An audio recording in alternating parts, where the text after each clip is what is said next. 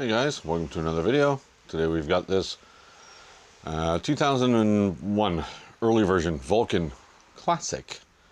I do work on a lot of Nomads, which is the one model higher than this. It's got factory hard bags. This has got aftermarket stuff added to it, which is nice, but this is the 1500. It needs a clutch. So that's what we're doing today.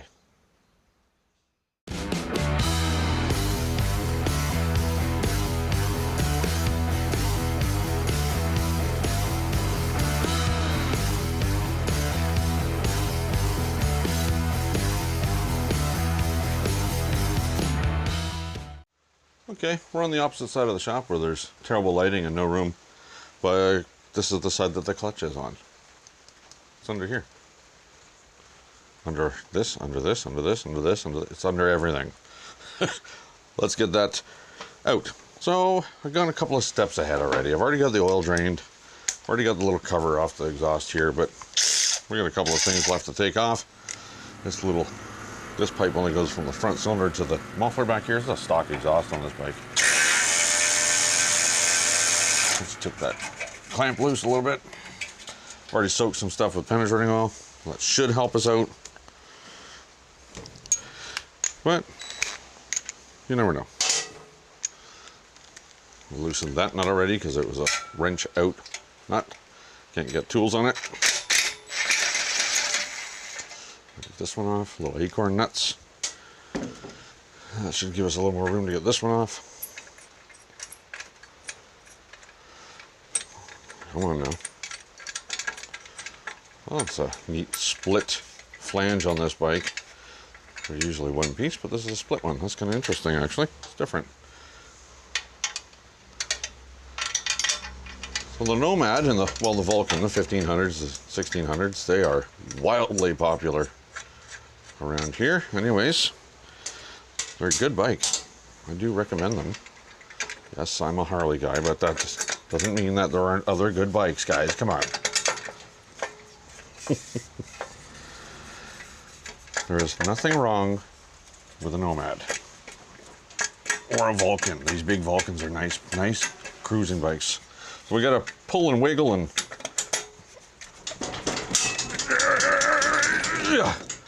whew. A little more penetrating oil. We'll do a pull and a wiggle. We're going to wiggle this pipe off. It will come off. It's just a matter of convincing it that it wants to.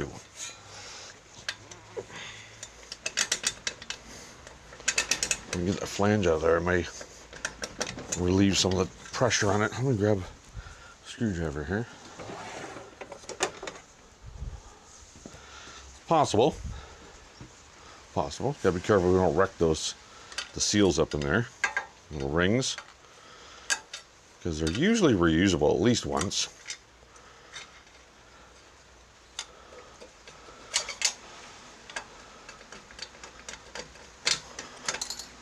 There goes the seal. That's fine. It's not going to get wrecked down there. That's okay.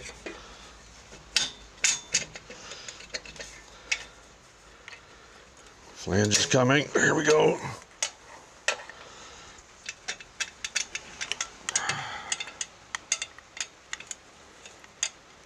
This one doesn't want to behave. There's the other flange. Hit the ground. This one come off. This should actually come out now, a lot easier. Yeah, it's coming out. Sometimes there's seals down the other end. You want to be careful you don't wreck them either. I might have to pull the floorboard off to give me some room. It's just interfering here. Don't think I'll be able to wiggle it out far enough. Should be a couple of, what, 14 millimeter bolts? 14 and 14, yeah.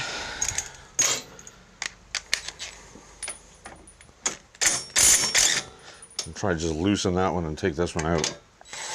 Well, that's a 12, there's a 14. Should give us the movement we need anyways, maybe. Oh, it's close. It's close. Get out of there. Oh, see, that was easy. No, it wasn't. That might be a little bit of a struggle to get back in. Maybe. Well, that split flange design is kind of neat. Huh. I'm not going to say I haven't seen that before. I'm just going to say I don't remember seeing it before. Where did that exhaust seal go? Uh-oh. Well, it's down there somewhere. We'll find it. What else has got to come off? Well, that's just got to come all the way off. Might as well just take it off.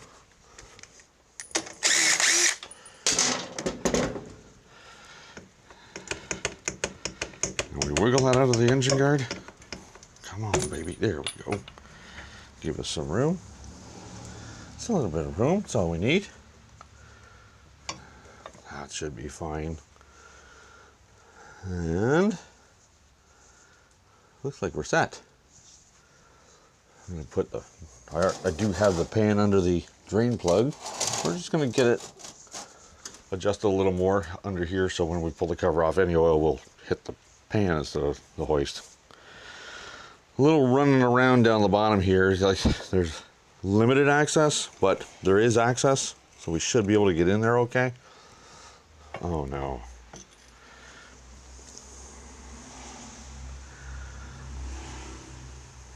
I can't get the bottom bolts out. The bottom part of the frame is in there. Oh yeah, that's right. I remember that on Vulcans now. Well, looks like that section of frame comes out. Can you see? Yeah, 2 bolts here, and there's 2 bolts in behind the crash guard up here. Take all those 4 bolts out, and that part of the frame actually comes right out of the bike. Super easy. This one's got a crash guard on it, so it's a little less easy, but it's still easy. That's a 13.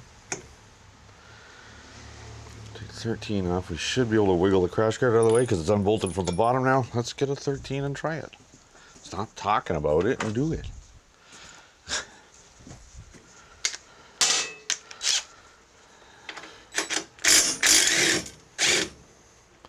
There you go. That goes right through everything into the front engine mount. Outstanding. Little spacer in there. How far does that move? I don't want to take everything off. I just want to gain access. So if I can get this out of the way just enough, I could loosen the other side, which is probably a good idea. Just loosen. Let's do that. Loosen. Just want it to wiggle, that's all. 13 up top, 14 at the bottom. Loosen. Oh, found the exhaust ring. And that metric size is, I don't know. Maybe this one?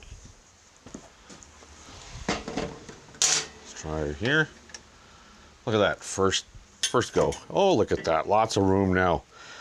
Oh boy. 8 mil out of here. There's a lot of things here is what I'm getting to find. 8 mil here. Loosens off the brake fluid reservoir for the rear brake. Chrome cover, because you gotta have it. Well, that just takes the cover off. This one takes the reservoir loose.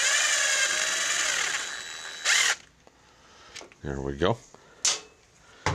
And I don't really need to take everything off. So that should be good. That should be good. Gonna take this 12 out of here for the other side of the front engine mount.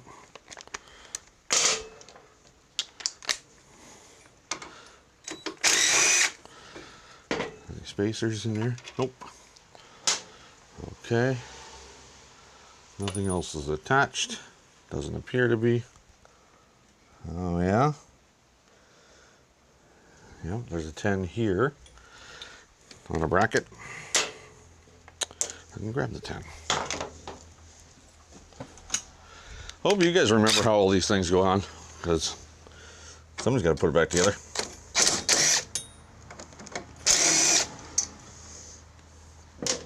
Okay, that's for that bracket. Don't know what the bracket does, but it was there, so it better go back on. I should mention at this point, I do have the brand new clutch plates soaking in oil, in motorcycle engine oil. You need to do that. I like to do it for at least an hour.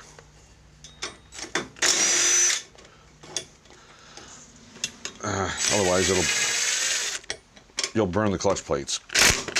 They'll flip. So nuts and bolts up front here. There's a lot of stuff. Is it just not just bolts back here? Just bolts. Oh, see the frame falling out? See, it's just nuts and bolts. There's lots of them. A couple here, and there, and everywhere. And a frame. What is holding on? Oh, it's a zip tie. Jeez. Ugh. Oil leak.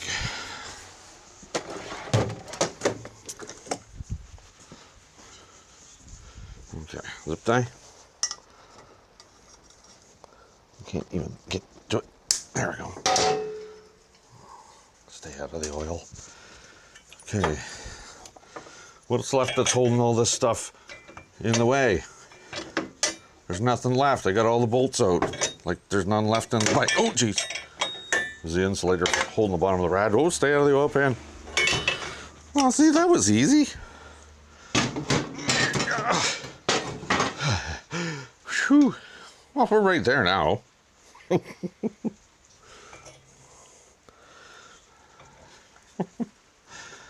Can I take this off easy? I don't think it disconnects easy from the brake switch. It does not.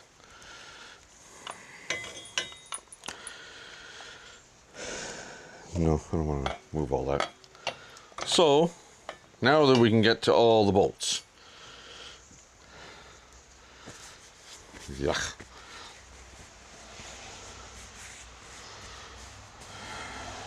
Okay.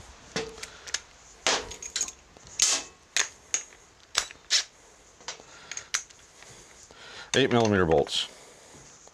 6,000 of them.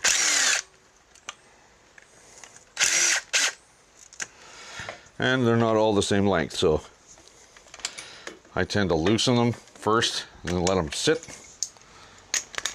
and then take them out.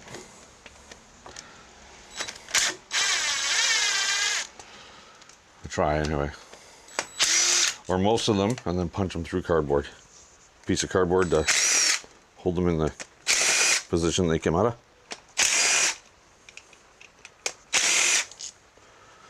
Get in. Stay in there.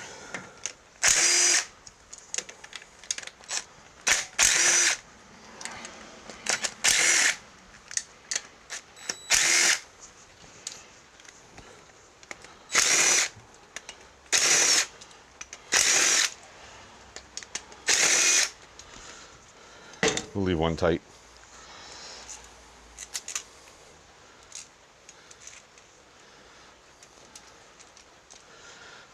Okay.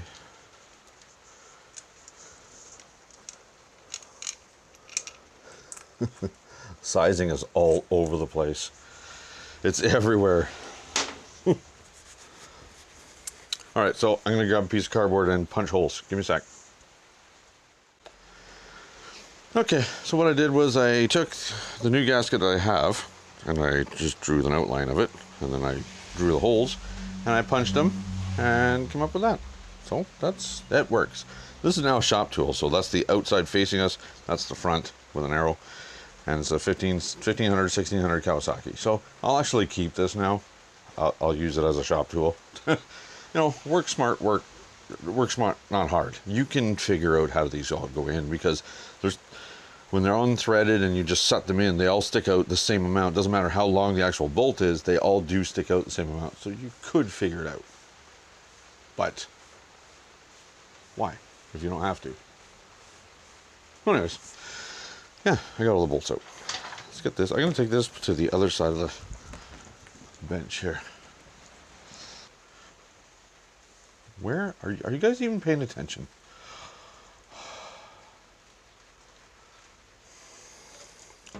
Missed all that. Something fell out. this shaft gets supported by the bearing down here, and something fell out of it, so we gotta investigate. Oh, it's a washer. That's it. Thrust washer.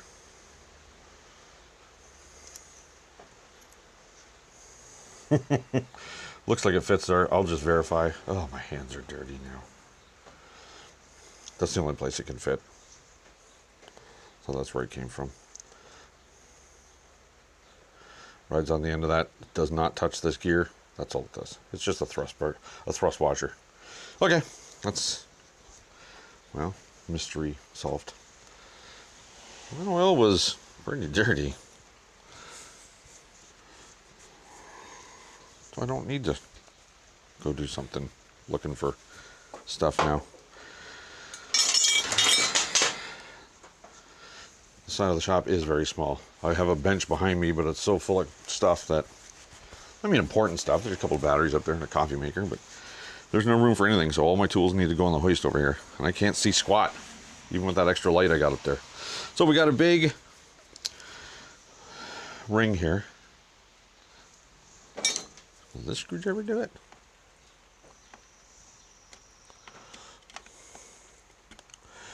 No. Let's try and get a smaller one in there. I don't remember. It's been a couple of days since I've done one of these.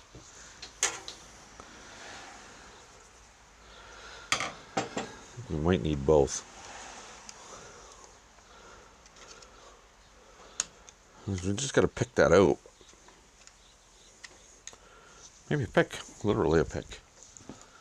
Let's try a little 90-degree pick to see if we can get in behind here.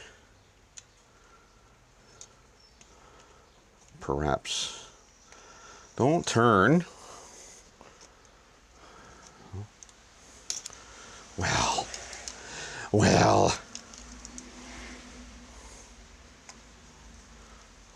Can we get in here? There we go.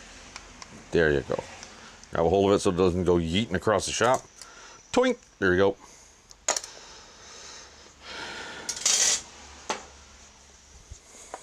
Stay. Stay. It comes off. There's our spring in behind there. The Torrington bearing. There's your push rod for the clutch push rod. We're going to keep that together so the Torrington bearing doesn't fly apart. Keep it together over there on the bench. What do we got here? That nut's got to come off, and then everything, this whole outside cap comes off, and there's our clutch plates. Okay, so give me a sec. I'm going to find that washer. You know what?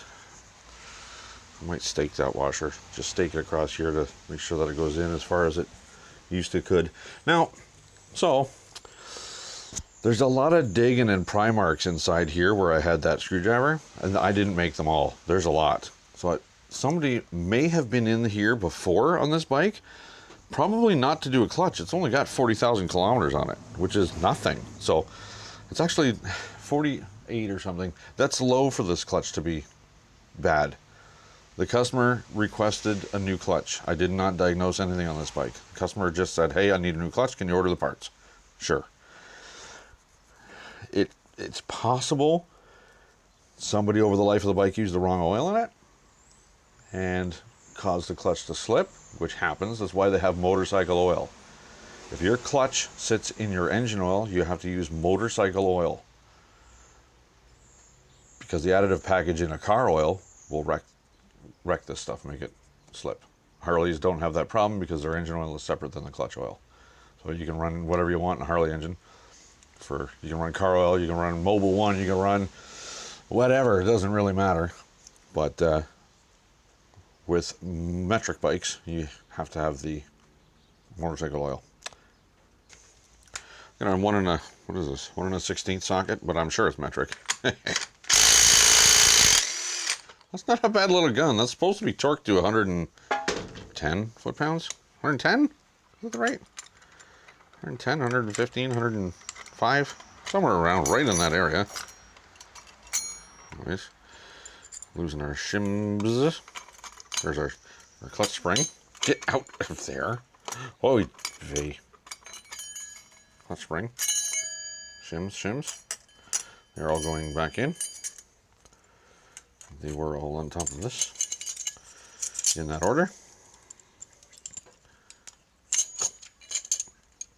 Well, that spring is going to be changed, but here's the nut. The spring set. Here's the outer clutch. I don't want this to come out. There we go. Just that.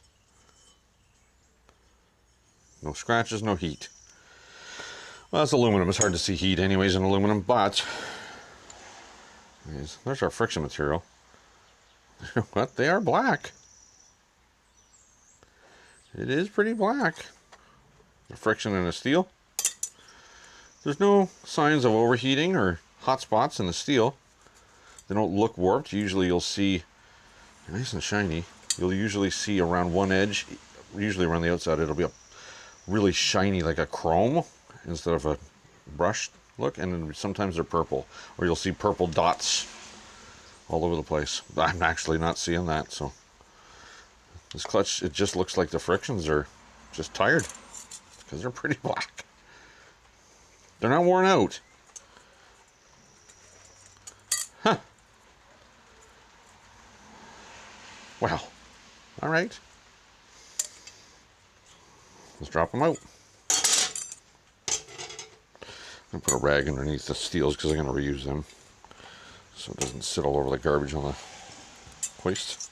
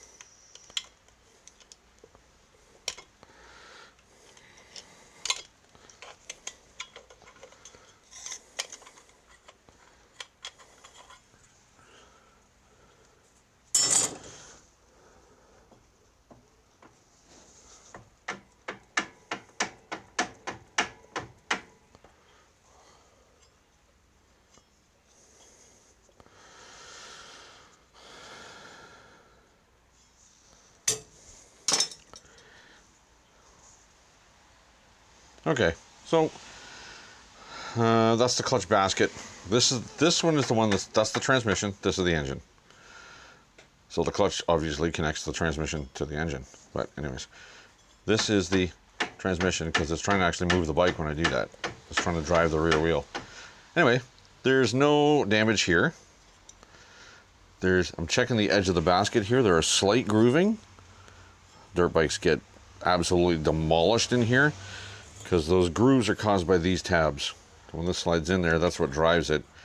That actually, the engine drives these and connects it to the transmission. But anyways, you check in here for really deep gouges because that'll give you either a notchy clutch feel, or it'll give you a clutch that doesn't release all the way, or it'll give you a clutch that'll not clamp properly. These are very minimal. I'm not even going to touch them. Sometimes when they get pretty bad, there's a couple of ways you can replace the basket. They're expensive. If they're not discontinued, like the last one I did was my own dirt bike. It was discontinued. I couldn't even buy one.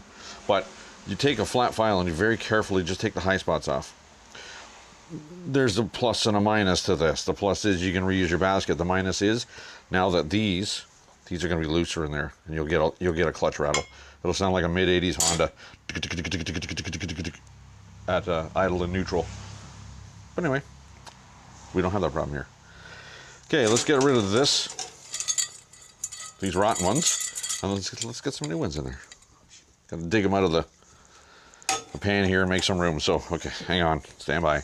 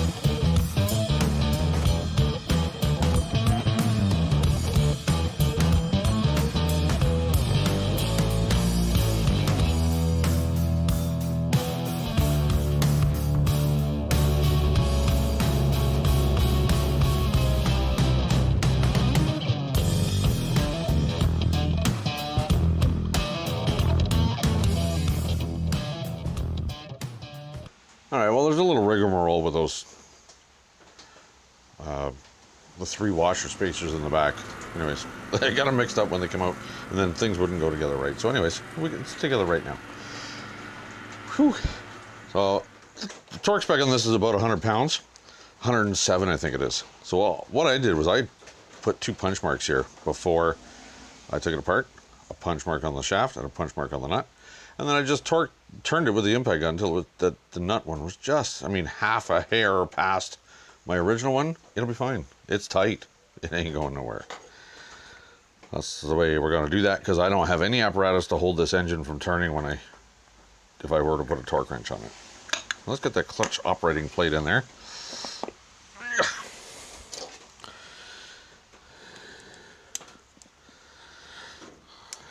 Get this snap ring thing in. Oh, there we go. She's in. Shazam!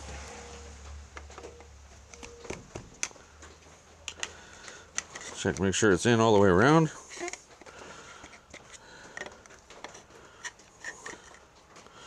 And it is. Beautiful. Before I go any further, I'm going to take a rag, because my hands are oily, cleaner than this, and I'm going to go squeeze that clutch, just to make sure it feels like it's operating properly. There we go. Oh yeah, it feels great, actually. Feels awesome. Okay. We'll leave it like that. Huh. Wow. Anyway, it's what it is. It works. It'll be nice. It'll be fine. So we got our washer and stuff on there. I'm going to spend a few minutes cleaning. Got to take some of this gasket goop off of here. And then we'll set the plate off, that cover on there. It's going to get an oil change because, well, that's new. That's old. That's what's in it. It was black, so get an oil change. I'll spin a new filter on there for him too. Might as well start fresh. And Bob's your uncle. Okay, give me a few minutes. I'm going to get this cleaned up, finish my coffee, and then I'll be back.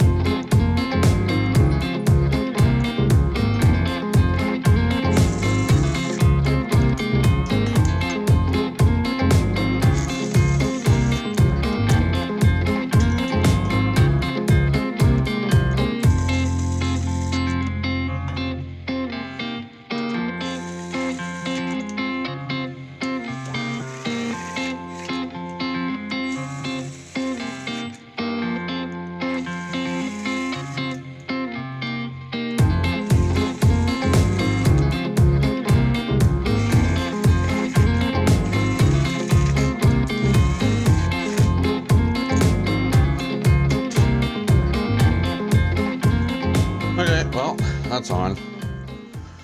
We're good to go. Those are just run down. They're not tight yet. I'm not going to even wipe this too much. I'm just going to get the majority of it off. I'm going to use my favorite cleaner for doing chrome. After this, just get the oil off of it. I'm not washing this bike. I'm just going to get my fingerprints and messy muss off the chrome. And I use glass cleaner. Just foaming spray glass cleaner. Cleans up chrome nice. Get your fingerprints off. Because I don't want to burn my fingerprints into this chrome, because that's what happens. Oily fingerprints on exhaust or chrome, it burns right in there. Now we have a new shop tool. We'll use this again and again and again. And it is what it is. So we're going to go around here. We're going to torque these 97 inch-pounds. We're going to fill up the oil. And I think that's it. I think that is all. Oh, give her a little wipe underneath because it's drippy everywhere. Nice. We'll do that. I'm going to get these torqued down. That's boring. Watch me run around here 87 screws with a torque wrench. So we'll be back.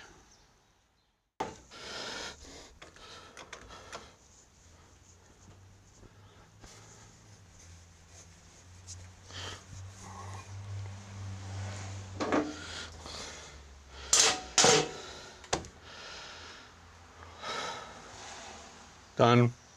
A little bit of cleanup. Test fire. It's raining out. I'm not test riding it, but I'll test the clutch and make sure it's working okay. Oil's filled up. It's all good. Yeah, okay. Yeah, time to break out the glass cleaner. Well, there we go. The bike works fine. I didn't road test it, like I said, it's raining today, but I'm trying to burn oil off. Clutch, first, neutral, all good, works fine. Just quiet, you. Anyways, thanks for joining me, guys. Don't forget to like, comment, subscribe. If you do subscribe, click the bell icon. I'll let you know when I upload new stuff. Till the next one, take care.